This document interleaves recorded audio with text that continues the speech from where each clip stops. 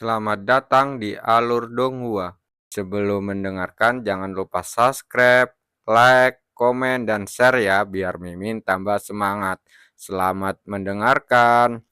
Kurasa aku mengerti apa yang harus kulakukan. Terima kasih Xiao He, kau selalu membantuku. Seandainya saja ada sesuatu yang bisa kulakukan untukmu, kata Yuan. Xiao He merasa puas hanya dengan berada di dekat kakak Yuan. Xiao He segera menjawab. Beberapa saat kemudian Yuan berkata, "Sampai jumpa lagi Xiao He." "Selamat tinggal kakak Yuan." Yuan keluar dari permainan tak lama kemudian. Begitu Yuan keluar dari sistem, dia langsung bisa merasakan kehadiran dua orang di sekitarnya. "Maaf membuatmu menunggu, Yuro," kata Yuan padanya. "Jangan khawatir, aku baru saja sampai," jawab Yuro. "Ngomong-ngomong, aku sudah bicara dengan Feng Feng, Yuro. Aku sudah memberitahunya tentang situasimu, dan dia sedang menuju kota Phoenix untuk menjemputmu. Dia juga menyuruhmu menunggunya di pasar Phoenix Emas." "Tunggu, hari ini?" tanya Yuro. "Ya." "Oke, untungnya aku bawa konsolku, jadi aku bisa masuk ke dalam game meskipun aku di sini," kata Yuro. Yuan kemudian melanjutkan, "Adapun Meishu, setelah membantu Yuro bertemu dengan Xia Jingyi, dia akan datang ke benua barat untuk membantumu selanjutnya. Tetapi kamu perlu memberitahu lokasimu agar dia tahu kemana harus pergi." "Saya mengerti Tuan Muda Yuan," kata Meishu. Beberapa saat kemudian, Yuro pergi ke kamar tidur ketiga untuk menyiapkan konsolnya, sementara Meishu pergi ke kamarnya sendiri. Keduanya memasuki cultivation online setelah mereka siap. Sementara Yuro pergi menemui Feng Yuxiang dan Meishu berkeliling mencari keberadaannya, Yuan tetap di dunia nyata untuk berkultivasi. Saat ini prioritasnya adalah meningkatkan kultivasinya secepat mungkin agar tubuhnya dapat pulih lebih cepat, dan dia masih memiliki beberapa hari hingga ujian murid pengadilan dalam. Sementara itu, setelah memasuki permainan, Yuro mulai berjalan menuju pasar Phoenix Emas. Beberapa menit kemudian, Yuro tiba di pasar Phoenix Emas dan dia berdiri di luar jalan untuk menunggu Feng Yuxiang. Ketika penjaga melihat ini, mereka memiringkan kepala mereka. Biasanya, seseorang tidak boleh berkeliaran di pasar Phoenix Emas meskipun mereka berada di luar jalan. Namun karena Yuro sangat cantik, mereka tidak ingin mengusirnya dan membiarkannya tinggal di sana agar mereka bisa mengagumi kecantikannya. "Sepertinya dia sedang menunggu seseorang. Apakah menurutmu itu pacarnya?" tanya salah satu dari dua penjaga di sana. "Jika memang benar, maka pria itu benar-benar bodoh," kata penjaga lainnya. "Jika itu pacarku, aku tidak akan membuatnya menunggu selama itu. Bahkan aku akan datang sebelum matahari terbit." "Apakah kamu ingin berbicara dengannya? Mungkin kamu akan beruntung." "Aku tidak tahu, kawan. Menurutmu aku harus?" "Aku tidak akan mengatakan ini jika aku tidak mau. Pergi dan tangkap dia." Penjaga itu mengangguk, dan tepat saat dia bersiap mendekati Yuro, semburan api muncul di langit sebelum turun tepat di luar pasar Phoenix Emas, mengejutkan penjaga dan semua orang di sana. "Itu Nyonya Feng. Nyonya Feng sudah kembali." Penjaga sangat terkejut dengan pemunculannya, karena keberadaan Feng Yuxiang sudah tidak diketahui sejak sebelumnya. Banyak orang terlihat berlari keluar dari toko mereka di pasar Phoenix Emas ketika mereka menyadari aura Feng Yuxiang, dan mereka dengan cepat mendekati Yuro dan Feng Yuxiang. "Nyonya Feng, Anda kemana saja? Tuan kota sangat khawatir sejak Anda menghilang." "Nyonya Feng, apakah Anda akhirnya kembali ke pasar Phoenix Emas?" "Aku merindukan Anda dan toko Anda, Nyonya Feng. Tolong kembali kepada kami.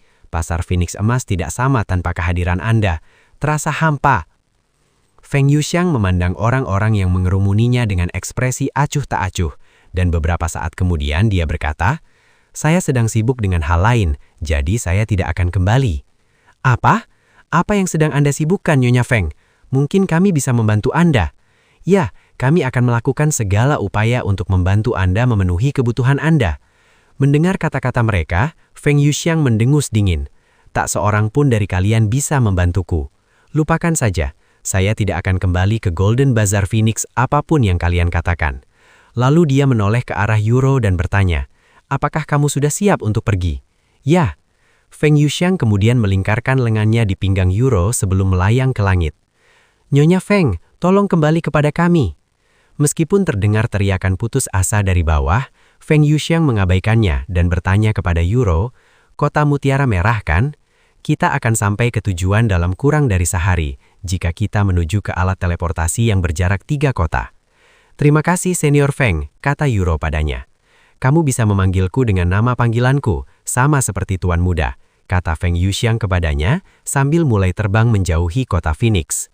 Sementara Feng Yuxiang dan Yuro menuju kota Mutiara Merah, Meishu berkeliling daerah itu hingga dia bisa melihat tembok kota di jauhan. Ding, you have discovered Tang City. Kota Tang ya? Namun karena Meishu sebenarnya tidak tertarik dengan cultivation online, dia keluar dari game setelah mengetahui nama lokasinya. Yuan, kamu sudah bangun? Tanya Meishu setelah memasuki kamarnya. Ya, ada apa? Yuan berhenti berlatih dan menjawab. Saya di tempat bernama Kota Tang. Baiklah, aku akan memberitahu Feng Feng setelah dia selesai membantu Yuro. Saya mengerti. Sementara itu, bisakah kamu memeriksa rekening bankku untuk melihat berapa banyak uang yang tersisa di sana? Informasinya adalah, setelah memberikan informasi rekening bank pribadinya kepada Meishu, Meishu menggunakan ponselnya untuk melihat saldo banknya. Beberapa saat kemudian, dia berbicara dengan suara rendah. Yuan, nominal di rekening bank ini sudah 0, saldonya sudah benar-benar 0. Apa? Seru Yuan dengan suara terkejut. Kemana uangnya pergi? Dia juga tidak mengingat pernah membelinya. Aku tidak punya sepeser pun di rekening bankku. Bagaimana mungkin? Aku belum menyentuhnya sejak mendapatkannya. Yuan berpikir sejenak sebelum menyadari sesuatu. Namun sebelum dia sempat mengatakan sesuatu, Meishu berkata, pernyataan itu mengatakan bahwa uang itu, sejumlah $242.690 seluruhnya, telah ditransfer ke rekening bank lain tahun lalu. 200.000? Aku kira aku punya lebih dari beberapa ribu di dalam. Soal kemana uangnya pergi, aku hanya bisa menduga kedua orang tuaku yang mengambilnya. Yuan mengangkat napas, dan dia melanjutkan, meskipun aku tidak tahu berapa banyak yang sebenarnya aku hasilkan selama masa profesionalku, mereka benar-benar tidak berniat meninggalkan apapun untukku, meskipun aku yang mendapatkannya. Dan jika mereka mengambil uang itu setahun yang lalu, itu berarti mereka sudah siap untuk memutuskan hubungan dengan saya saat itu. Meishu terdiam sambil mendengarkan keretuan Yuan. Jika ingatannya benar, bahkan tanpa menyebutkan uang yang dimenangkan Yuan dari kompetisi besar, orang tuanya akan menghasilkan jutaan dolar setiap kali Yuan make panggung untuk tampil di depan penonton. Bahkan, pertunjukan yang lebih besar mungkin menghasilkan puluhan juta dolar bagi mereka. Dapat diasumsikan bahwa Yuan adalah aset berharga keluarga Yu. Itulah sebabnya orang tuanya menunggu begitu lama sebelum secara resmi meninggalkannya. Selain itu, Yuan akan tampil hampir setiap hari, dan jika dia tidak tampil di hadapan penonton, dia akan berpartisipasi dalam kompetisi, dan dia melakukan ini selama bertahun-tahun. Dapat diasumsikan dengan aman bahwa Yuan telah menghasilkan ratusan juta dolar, bahkan mungkin miliaran dolar bagi keluarga Yu ketika dia bermain untuk mereka. Namun, terlepas dari semua yang telah ia lakukan dan berikan kepada mereka, keluarga Yu membuangnya karena menganggapnya tidak berguna. Dan yang lebih buruk lagi, mereka begitu tidak tahu malu hingga mengambil sedikit yang tersisa darinya, meninggalkannya tanpa apapun. Mungkin inilah alasan mereka mengadopsiku sejak awal, karena mereka bisa membuangku kapanpun mereka mau, karena aku bukan anak kandung mereka. Yuan menghalap nafas dalam hati. Lagi pula, karena orang tua saya memiliki akses ke rekening itu, saya tidak bisa menggunakannya lagi. Saya perlu rekening bank baru. Tapi bagaimana cara membukanya? Tanya Yuan beberapa saat kemudian. Kita bisa bertanya pada nona muda setelah dia selesai bermain, saran Meishu. Oke, maka Yuan kembali berlatih kultivasi, sementara Meishu pergi membersihkan rumah, meskipun rumah itu sudah cukup bersih. Beberapa jam kemudian, Yuro akhirnya tiba di kota Mutiara Merah bersama Feng Yuxiang. Terima kasih Feng Feng, kata Yuro padanya saat mereka mendarat di depan pintu masuk kota, mengejutkan para pejalan kaki dan penjaga di sana. Jangan dibahas lagi, kata Feng Yuxiang, lalu melanjutkan. Baiklah, aku akan kembali ke sisi Tuan Muda, tapi sebelum aku pergi, Feng Yuxiang merogoh ke cincin spasialnya dan mengambil sebuah kantung kecil berwarna merah sebelum menyerahkannya kepada Yuro. Ambillah ini, jika Anda dalam bahaya, gunakan saja harta karun penyelamatan hidup di dalamnya. Kau tidak perlu. Yuro ragu untuk menerima harta berharga seperti itu secara cuma-cuma. Tidak apa-apa, Tuan Muda sangat menyayangi Anda dan beliau akan sedih jika terjadi sesuatu dengan Anda. Setelah terdiam sejenak, Yuro dengan berat hati menerima harta karun itu. Terima kasih Feng Feng. Aku pasti akan membalas budimu di masa depan. Feng Yuxiang mengangguk sebelum terbang pergi, menuju kembali ke kuil inti naga. Adik Tuan Muda, Dia tidak memiliki garis keturunan yang sama dengan Tuan Muda, pikir Feng Yuxiang dalam arti sambil melayang di langit. Setelah menghabiskan beberapa jam bersama Yuro, Feng Yuxiang tak kuasa menahan diri untuk menyelidiki tubuh Yuro dengan energi spiritualnya. Dan yang mengejutkannya, dia menyadari bahwa Yuro dan Yuan berasal dari garis keturunan yang berbeda. Bahkan tanpa mencicipi darah Yuro, sebagai Phoenix dan binatang suci, dia memiliki kemampuan untuk memeriksa garis keturunan seseorang hanya dengan berada di dekat mereka. Dan meskipun dia penasaran tentang hubungan mereka yang sebenarnya, Feng Yuxiang tidak berani menyelidiki terlalu dalam urusan mereka. Tidak heran jika Tuan Muda sangat berbakat, sementara adiknya agak kurang berbakat, pikir Feng Yuxiang dalam hati sambil melayang di langit. Sementara, kehadiran Yuan memancarkan bakat yang luar biasa. Di sisi lain, Yuro hanya berada di atas rata-rata dibandingkan dengan para kultivator di dunia ini. Setidaknya hal itu terlihat di mata Feng Yuxiang, yang pada awalnya tidak masuk akal. Tapi jika mereka bukan saudara kandung, itu menjelaskan perbedaan mereka. Setelah tiba di kota Mutiara Merah, Yuro keluar dari permainan untuk memberitahu Xie Jingji. Xie Jingji, aku sudah sampai di kota Mutiara Merah, kata Yuro padanya sebelum telepon ditutup. Apa? Secepat itu? Cepat sekali. Bagaimana kau melakukannya? Suara terkejut Xie Jingji terdengar beberapa saat kemudian. Bisa dibilang aku mendapat sedikit bantuan dari temanku, Yuro terkecah. Lagi pula, ini sudah larut malam dan kita harus sekolah besok. Jadi mari kita bermain akhir pekan depan. Baik, Xie Jingji cepat-cepat berkata. Setelah menutup telepon, Yuro pergi mengetuk pintu Yuan. Kakak Tian, aku telah sampai pada tujuanku dan Feng Feng sekarang kembali ke sisimu. Bagus, kata Yuan. Aku akan menyiapkan makan malammu sekarang, kata Yuro.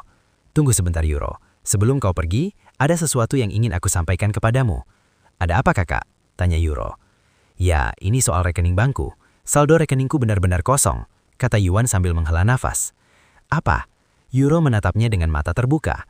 Yuan kemudian menjelaskan situasinya kepada wanita itu. Setelah mengetahui situasinya, Yuro sangat terkejut bahkan merasa jijik dengan tindakan orang tuanya. Bagaimana mungkin mereka melakukan seperti ini, apalagi terhadap anak mereka sendiri? Itu uangmu, sesuatu yang kau hasilkan. Mereka tidak berhak mengambilnya darimu. Dan bayangkan mereka melakukan itu tahun lalu. Benar-benar tidak tahu malu dan jijik, seru Yuro yang segera merasa marah. Tidak apa-apa Yuro, untungnya bagi kita, temanmu mengizinkan aku tinggal di sini secara gratis, kata Yuan saat berikutnya. Sekalipun itu benar, tindakan mereka tidak bisa dimaafkan, seolah-olah mereka melakukan segala cara untuk menghancurkan hidupmu. Bagaimana bisa mereka melakukan itu pada anak-anak mereka sendiri? Itu menjijikkan, Yuro menghalap nafas. Karena aku sebenarnya bukan anak mereka. Yuan menghalap nafas, merasakan dorongan kuat untuk mengungkapkan semuanya kepada Yuro saat ini, tapi pada akhirnya ia berhasil menahan dorongan itu. Lagi pula, apa yang harus kita lakukan sekarang? Rekening bank itu sudah tidak aman lagi, jadi aku harus menyimpan uangku di tempat lain, tanya Yuan padanya beberapa saat kemudian. Aku bisa membuka rekening bank baru untukmu besok kakak, tapi sampai kau punya cukup uang, aku akan menanggung semua pengeluaranmu. Apa kau yakin? Tentu saja, kalau tidak, bagaimana kau akan membayar makanan dan kebutuhanmu yang lain? Meskipun aku tidak kaya, aku punya lebih dari cukup untuk membantumu, kata Yuro. Lalu dia melanjutkan. Tapi kau sebaiknya segera menjual barang-barang dalam gamemu kakak, karena nilai emas di Cultivation Online akhir-akhir ini menurun karena pemain semakin kuat, memungkinkan mereka untuk mengumpulkan emas dengan lebih cepat. Belum lagi jumlah pemain baru yang bergabung setiap hari. Sekarang memang tidak terlalu buruk, karena game ini masih tergolong baru dan orang-orang kaya membeli emas sebanyak mungkin untuk meningkatkan avatar mereka. Tetapi setiap dolar sangat berarti, terutama ketika keluarga tidak lagi mendukungmu. Sebenarnya berapa nilai koin emas itu? Tanya Yuan tiba-tiba. Izinkan saya memeriksa sebentar. Yuro kemudian memeriksa ponselnya. Menurut situs perdagangan paling populer saat ini, satu keping emas bernilai sekitar $7. Jadi harganya turun beberapa dolar sejak papan peringkat kekayaan dirilis. $7 untuk satu koin emas? Itu sangat menguntungkan bukan? Kata Yuan dengan nada terkejut. Jika dia memiliki 1 juta koin emas, itu setara dengan sekitar $7 juta di dunia nyata. Jika dipikir-pikir, tidak mudah menghasilkan uang di Cultivation Online, dan biasanya dibutuhkan rata-rata 3 hingga 4 jam bagi pemain biasa untuk mendapatkan satu koin emas. Tentu saja jika Anda seorang kultivator yang kuat yang dapat melawan monster tingkat tinggi, Anda dapat menghasilkan lebih banyak dengan menjual material dan inti monster mereka. Tetapi tidak banyak orang yang berada di level itu. Bahkan pemain top baru-baru ini memasuki ranah prajurit roh, meskipun telah menghabiskan puluhan juta uang sungguhan untuk emas dan harta karun cultivation online untuk meningkatkan kultivasi mereka. Ngomong-ngomong soal kultivasi, kamu sekarang berada di level berapa? Euro tiba-tiba bertanya. Aku? Puncak prajurit roh. Sebentar lagi akan memasuki master roh. Yuan menjawab dengan santai. Puncak prajurit roh? Rahang Euro ternganga setelah mendengar katanya. Yuan berhasil melampaui para pemain top hampir satu ranah penuh tanpa mengeluarkan sepeser pun. Itu sungguh gila.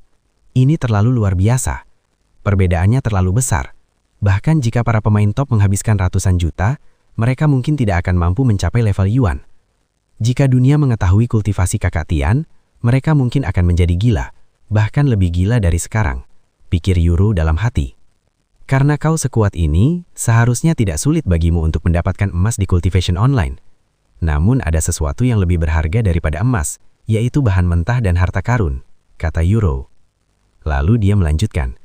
Misalnya, Anda memiliki 1 juta koin emas dan harta karun senilai 1 juta koin emas. Jika Anda menjual koin emasnya, Anda hanya akan mendapatkan 7 juta. Tetapi jika Anda menjual harta karunnya, orang pasti akan membayar lebih banyak, setidaknya 30% lebih banyak. Pada akhirnya, harta karun lebih unik daripada emas, jadi lebih baik menjual sumber daya dan harta karun. Berapa harga jual harta karun tingkat dewa?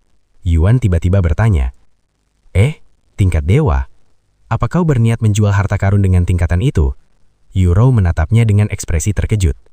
Iya, aku mendapatkan kecapi tingkat dewa ini setelah memenangkan kompetisi. Tetapi sebenarnya aku tidak membutuhkannya, karena aku sudah punya kecapi lain, kata Yuan. Sebuah instrumen kelas Dila. Keluarga-keluarga dengan latar belakang musik akan sangat menyukainya. Tapi aku tidak tahu tentang harganya, karena belum ada yang pernah menjual sesuatu mendekati kualitas ini. Berapa harga barang termahal yang pernah terjual sampai saat ini? Xiao Hua pernah menjual barang kelas tingkat surga dengan kualitas puncak ke rumah lelang seharga lebih dari 30 juta koin emas, kata Yuan. 30 juta koin emas? Itu pasti saat kamu membuka papan peringkat kekayaan. Jika kamu menjualnya di pasar, kamu akan mendapatkan setidaknya 300 juta dolar, seru Euro. Iya, memang. Tapi aku sebenarnya tidak menganggap itu uangku, karena itu harta karun Xiao Hua yang dijual, kata Yuan. Jika kamu menjual kecapi tingkat dewa itu, kamu bisa dengan mudah mendapatkan $500 miliar Kakak Tian. Itu lebih dari cukup untuk menghidupimu bertahun-tahun. Apakah kamu akan menjualnya? Tanya Euro kepadanya. Iya, aku berencana menjualnya. Tapi bagaimana caranya aku menjual sesuatu yang seberharga ini? Memang, kau tidak bisa menjual barang seberharga itu di pasar biasa. Tetapi aku tahu tempat yang tepat untuk harta karun termahal, yaitu rumah lelang, kata Euro. Anda dapat memasukkan alat musik kecapi ke dalam rumah lelang online, dengan harga awal minimum dan penawar tertinggi, akan berhak membelinya. Bagaimana transaksi ini akan berjalan? Apakah aku akan memberikan harta karun sebelum atau sesudah mereka membayar? Bagaimanapun ini tidak aman, kata Yuan. Lagi pula, bagaimana jika pembeli langsung keluar dari game setelah menerima barang tanpa membayar? Bagaimana Anda bisa mengejar penipu itu, apalagi mendapatkan kembali barang Anda? Menunggu mereka masuk kembali dan menghabisi mereka? Jangan khawatir, Kak. Meskipun tidak sempurna, ada sistem yang mengatur itu, kata Euro. Lalu ia menjelaskan sistem tersebut secara lebih rinci. Izinkan saya menjelaskan cara kerja rumah lelang online, kata Euro, lalu ia mulai menjelaskan. Pertama, penjual akan mendaftarkan barang tersebut di rumah lelang, dan jika barang melebihi ambang batas harga tertentu, anggota staf dari situs web harus memverifikasi barang tersebut, sebelum harta karun tersebut diizinkan untuk dilelang. Setelah harta karun diverifikasi dalam game oleh anggota staf dan lelang dimulai, akun yang diverifikasi diperkenankan untuk menawar item tersebut. Di akhir lelang, pemain dengan tawaran tertinggi akan menyetorkan uang ke situs web yang tidak bisa disentuh sampai transaksi selesai atau dibatalkan. Setelah petugas memastikan uangnya ada, penjual akan menemui petugas dalam game dan menyerahkan harta karun kepada petugas. Setelah situs web tersebut memastikan bahwa harta karun itu memang asli, mereka akan melanjutkan proses transfer uang ke rekening bank penjual sebelum menyerahkan harta karun kepada pembeli, sehingga transaksi selesai. Aku tahu ada beberapa kekurangan yang jelas dalam sistem ini, seperti anggota staf yang bekerja sama dengan orang lain untuk menipu penjual atau sebaliknya. Tetapi itu belum terjadi, dan situs web itu sendiri sangat populer dan dapat diandalkan, dengan transaksi jutaan dolar setiap hari. Jadi aku ragu mereka akan mempertaruhkan reputasi mereka demi harta karun. Bahkan, pemerintah pun mengawasi mereka dengan cermat, jadi mereka tidak akan melakukan hal bodoh. Begitu. Kalau begitu, mari kita lakukan itu, kata Yuan. Oke, nanti aku akan membuat akun anonim untukmu saat aku pulang, kata Euro. Terima kasih. Beberapa saat kemudian, Euro pergi memasak makan malam sementara Meishu membantunya. Setelah memberi makan Yuan, Euro pergi ke rumah untuk membuat akun atas nama Yuan.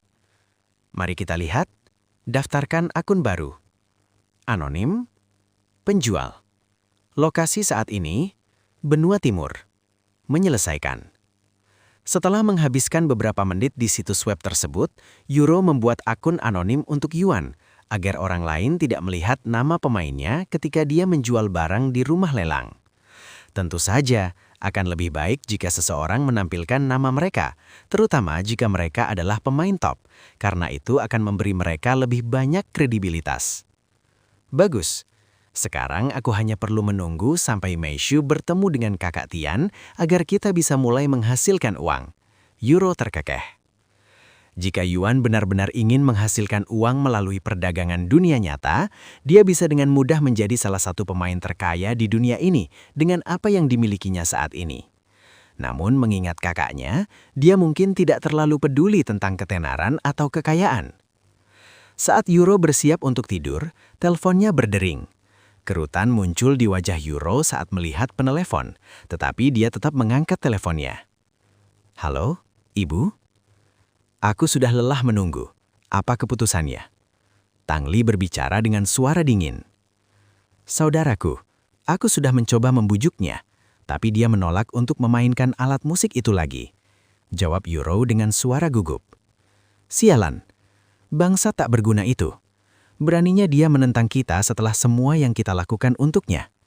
Jika bukan karena kita, dia akan tetap menjadi orang yang tidak berarti. Jika bukan karena kita, dia tidak akan bertahan selama ini dalam kondisinya. Bagus. Jika ini keputusannya, maka dia bisa pergi dari keluargaku. Aku ragu dia bahkan akan bertahan seminggu dalam kondisi seperti itu tanpa dukungan kita. Mendengar suara ibunya yang marah dan hinaan terhadap Yuan, tubuh Euro bergemetar karena amarah dan dia menggertakkan giginya erat-erat, menahan keinginan untuk mengumpat Tang Li dengan keras. Lagi pula, aku melarangmu bertemu dengannya mulai sekarang. Dia sudah resmi diusir dari keluarga. Karena itu, dia sekarang tidak berbeda dengan orang asing. Apa? Itu tidak masuk akal, Ibu. Euro langsung berkata dengan suara panik. Suaranya bahkan sedikit bergetar karena terkejut. Diam. Selama kau masih bagian dari keluarga ini, kau harus mendengarkan kami. Kecuali jika kau ingin mengikuti jejak kakakmu dan meninggalkan keluarga, jangan coba-cobamu membantah orang tuamu. Apa kau mengerti? Euro ingin memberontak saat itu juga dan mengikuti keputusan Yuan dengan meninggalkan keluarga. Namun pada akhirnya dia menahan dorongan hatinya. Apapun itu, meskipun dia tidak lagi bisa melihat Yuan, dia masih bisa membantunya dari balik layar. Namun jika dia meninggalkan keluarga, dia tidak akan lagi bisa membantu Yuan jika terjadi keadaan darurat. Selain itu, dia masih di bawah umur dan harus bersekolah. Tidak realistis dan tidak bertanggung jawab bagi seseorang seperti dia untuk tiba-tiba meninggalkan keluarga. Nah, kurasa aku belum mendengar jawabanmu, Euro. Suara Tang Li terdengar lagi. Aku mengerti, Ibu. Aku tidak akan bertemu lagi dengan kakak Tian. Euro menjawab dengan suara tersedih karena dia tidak pernah menyangka suatu hari nanti akan mengucapkan kata-kata seperti itu. Aku juga tidak mau mendengar nama benda tak berguna itu lagi. Beberapa waktu kemudian, Tang Li menutup sambungan. Setelah menutup telepon, Euro melemparkan teleponnya ke tempat tidur sebelum membenamkan wajahnya di bantal dan menangis terseduh-seduh hingga tertidur beberapa jam kemudian, membasahi bantalnya dengan air matanya. Pagi-pagi sekali, Euro bangun sebelum matahari terbit seperti biasa. Karena dia sudah bangun pada waktu yang sama hampir setiap hari selama beberapa tahun terakhir untuk merawat Yuan, tubuhnya secara naluriah akan bangun. Namun setelah mengingat bahwa Yuan bukan lagi bagian dari keluarga, Euro memejamkan mata dan kembali tidur. Tetapi seperti yang sudah diduga, dia tidak bisa kembali tidur. Maafkan aku, saudaraku, karena aku begitu tak berdaya. gumamnya dengan suara lesu. Saat tiba waktu sekolah, meskipun tidak memiliki motivasi atau energi untuk meninggalkan tempat tidur, Yuro berjuang hingga akhirnya berada di dalam mobil. Beberapa saat kemudian, Yuro pergi menjemput Meishu di apartemen. "Ada apa, Nona muda? Matamu merah dan kau tampak kelelahan. Apa kau tidak tidur semalam?" Meishu bertanya dengan nada khawatir setelah melihat penampilannya berantakan. "Nanti aku jelaskan semuanya." Yuro menghela nafas. Setelah berjuang untuk memperhatikan dan tetap terjaga di kelas, Yuro berhasil bertahan hingga waktu makan siang. "Kak Ro, apa yang terjadi padamu? Aku perhatikan kau sering mengantuk saat pelajaran. Ini belum pernah terjadi sebelumnya." Syah Jingyi bertanya padanya setelah mereka duduk untuk makan siang. "Ceritanya panjang, Kak Ro." Yuro menghela nafas. "Jika kau tidak mau mengatakannya?" "Tidak, akan kuceritakan saja, karena kalian sekarang agak dekat," kata Yuro, lalu ia mulai menjelaskan apa yang terjadi kemarin dan bagaimana ibunya melarangnya bertemu Yuan. "Apa?" Syah Jingyi hampir tersedak minumannya setelah mendengar ucapan Yuro dan dia menggebrak tebal amarah. "Bagaimana bisa dia melakukan itu padamu dan saudaramu, pada anak-anaknya sendiri? Aku belum pernah melihat orang sekejam itu sebelumnya." "Ah, maafkan aku karena membentak orang tuamu, Kak Ro, tapi aku tidak bisa tenang setelah mendengar apa yang mereka lakukan," kata Syah Jingyi. "Jangan khawatir, Syah Jingyi. Aku juga merasa apa yang dilakukan orang tuaku tidak bisa dimaafkan. Namun tidak ada yang bisa aku lakukan dan aku juga tidak bisa begitu saja meninggalkan keluarga. Seandainya aku setengah bertalenta seperti Kakak Tian, mungkin aku akan punya pengaruh di keluarga. Tapi sayangnya itu tidak mungkin." Yuro menghela nafas. Meskipun benar bahwa Yuan bisa menghidupi mereka berdua jika ia mulai berdagang di dunia nyata, ada hal-hal di dunia ini yang tidak dapat diselesaikan bahkan dengan uang. Selain itu, ia tidak berniat membiarkan Yuan merawatnya selamanya. Seharusnya sebaliknya, ialah yang harus merawat Yuan. Namun, ia tidak dapat melakukan itu jika ia meninggalkan keluarga. Dan masalah terbesarnya adalah ia masih di bawah umur, sementara Yuan dianggap dewasa. "Apa yang akan kau lakukan sekarang, Karo?" Syah Jingyi bertanya padanya beberapa saat kemudian. "Sejujurnya saya tidak tahu, tetapi kita hanya bisa melanjutkan rencana kita dan melihat bagaimana hasilnya. Jika tidak berhasil, kita akan memikirkan hal lain," kata Yuro. "Jika kau butuh sesuatu, beritahu aku saja, Karo. Aku akan melakukan yang terbaik untuk mendukungmu dan kakakmu," kata Syah Jingyi. "Terima kasih, Jingyi," kata Yuro padanya sambil tersenyum manis. "Apa yang harus kulakukan, Nona muda?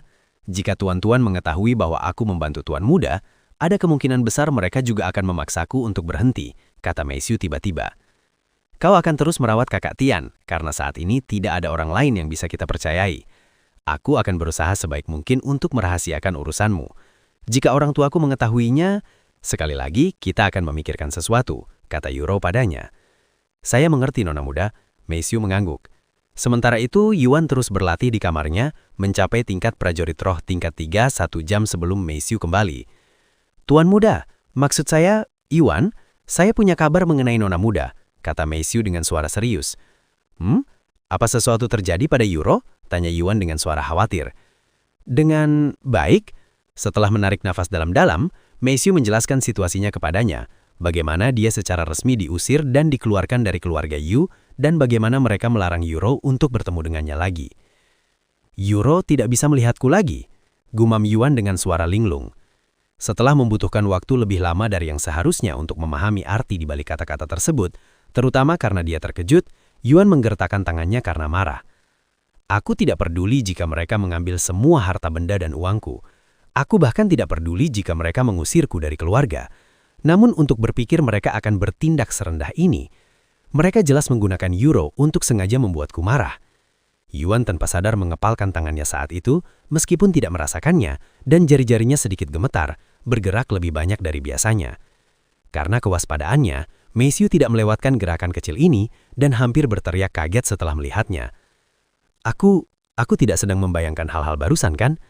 "Yuan, jari-jarinya bergerak." Meishu menangis dalam hati, tidak yakin seberapa banyak dari apa yang baru saja dia saksikan itu nyata atau hanya imajinasinya. Namun setelah menggosok matanya dan melihat lagi, dia tidak bisa melihat jari-jari Yuan bergerak lagi. "Mungkin itu memang hanya imajinasiku saja," pikirnya. "Aku bersumpah, Kalau mereka membuat Euro menangis hanya untuk balas dendam padaku, kata Yuan, merasakan amarah yang tak terlukiskan di hatinya yang terasa seperti sakit mah. Yuan bisa merasakan jantungnya berdetak kencang tanpa menyadari api di hatinya yang semakin besar dan ganas. Merasakan suasana mencekam yang tiba-tiba muncul di ruangan itu, Messiu berbicara dengan suara gugup. Aku akan menyiapkan makan malam sekarang. Dan dia segera keluar dari ruangan, langsung merasa lebih baik setelah meninggalkan kamar Yuan. Perasaan apa yang aku rasakan barusan? Messiu bertanya dalam hati sambil menyekap keringat dingin di dahinya. Sementara itu, Yuan berusaha sekuat tenaga untuk menenangkan diri, namun sayangnya itu jauh lebih sulit daripada yang dia duga. Aku pikir hanya dunia kultivasi yang memiliki orang-orang tidak masuk akal seperti itu, tetapi ternyata orang-orang seperti itu juga ada di dunia ini, dan mereka bahkan dulunya adalah orang tuaku sendiri. Yuan menghela nafas dalam hati setelah menyadari fakta ini. Sayangnya seperti di Cultivation Online, di mana ia memiliki banyak pendukung yang kuat, di dunia ini ia hanya bisa mengandalkan Euro dan beberapa orang lain. Terlebih lagi, pergerakannya sangat terbatas, sehingga mustahil baginya untuk melakukan apapun terhadap situasi ini. Seandainya saja aku bisa bergerak, seandainya saja aku tidak begitu tidak berguna di dunia ini, Yuan menggertakkan giginya karena frustasi. Yang tersisa bagiku saat ini hanyalah meningkatkan kultivasiku. Dengan pemikiran itu, Yuan mulai berlatih kultivasi lagi meskipun ada perasaan tidak menyenangkan di hatinya, yaitu keputusasaan bercampur dengan hasrat. Beberapa saat kemudian, semir pun angin muncul di ruangan. Kecepatan kultivasi Yuan secara tiba-tiba meningkat jauh lebih pesat, namun sayangnya dia terlalu fokus untuk menyadari perubahan ini.